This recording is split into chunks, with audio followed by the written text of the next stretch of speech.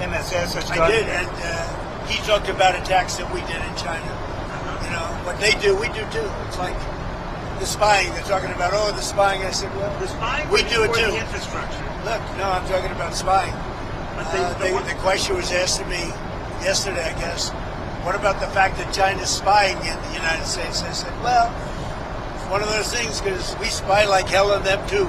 So, what about the fact that China is putting in the U.S. infrastructure code that they could use if you ever decided to come to the Well, end? you don't know that. I mean, I'd like to see it, but it's very possible that they do.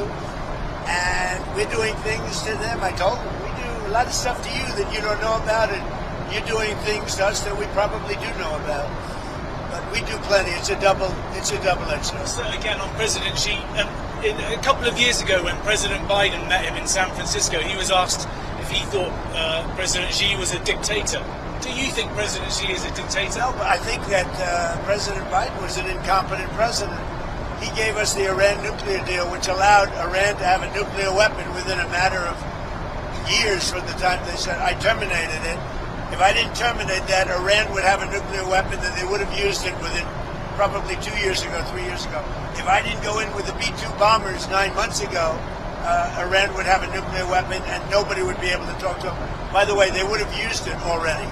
But do you think President Xi is a dictator or not? I don't think about it. Right. He's the ruler. He's the president of China.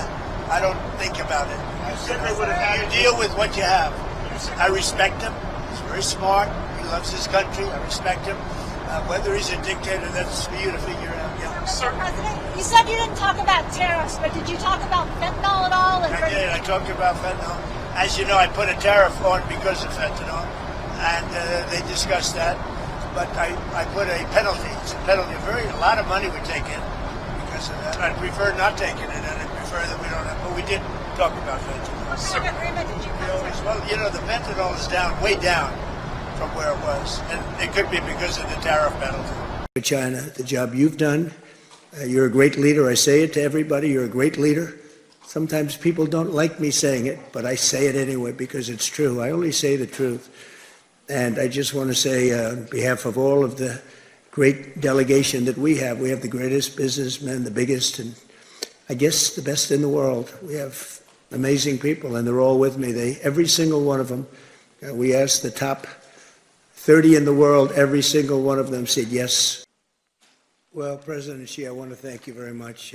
First of all, that was an honor like few have ever seen before. And I think I was particularly impressed by those children. They were happy. They were beautiful. The military is obvious. It couldn't be better, but those children were amazing, and they represent so much. And I know they represent so much to you. You and I have known each other now for a long time. In fact, the longest relationship of our two countries that any president and president has had. And that's, to me, an honor. We've had a fantastic relationship. We've gotten along. When there were difficulties, we worked it out. I would call you, and you would call me. And whenever we had a problem, people don't know, whenever we had a problem, we worked that out very quickly. We're going to have a fantastic future together.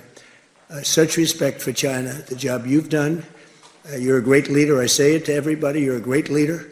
Sometimes people don't like me saying it, but I say it anyway because it's true. I only say the truth.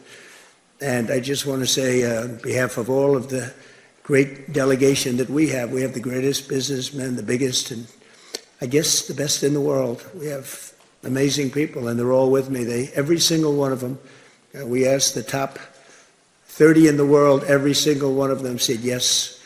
And I didn't want the second or the third in the company. I wanted only the top. And they're here today to pay respects to you and to China. And they look forward to trade and doing business, and it's going to be totally reciprocal on our behalf. So I really look very much forward to our discussion. It's a big discussion. There are those that say this is maybe the biggest summit ever. They can never remember anything like it. I can say in the United States, people aren't talking about anything else. But it's an honor to be with you. It's an honor to be your friend. And the relationship between China and the USA is going to be better than ever before. Thank you very much. Thank you. Let me say a few words first. And then I'd like to invite you, Mr. President, to deliver your opening remarks. President Trump, I'm very pleased to meet you in Beijing. Welcome back to China after 9 years.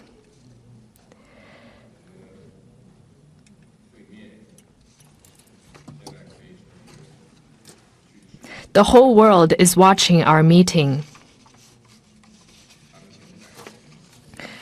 Currently, transformation not seen in a century is accelerating across the globe, and the international situation is fluid and turbulent. The world has come to a new crossroads. Can China and the United States overcome the Thucydides trap and create a new paradigm of major country relations? Can we meet global challenges together and provide more stability for the world? Can we, in the interests of the well-being of our two peoples and the future of humanity, build a brighter future together for our bilateral relations? These are the questions vital to history, to the world, and to the people. They are the questions of our times that you and I need to answer as leaders of major countries. This year is the 250th anniversary of American independence. Congratulations to you and to the American people. I always believe that our two countries have more common interests than differences. Success in one is an opportunity for the other, and a stable bilateral relationship is good for the world. China and the United States both stand to gain from cooperation and lose from confrontation. We should be partners, not rivals. We should help each other succeed and prosper together and find the right way for major countries to get along well with each other in the new era.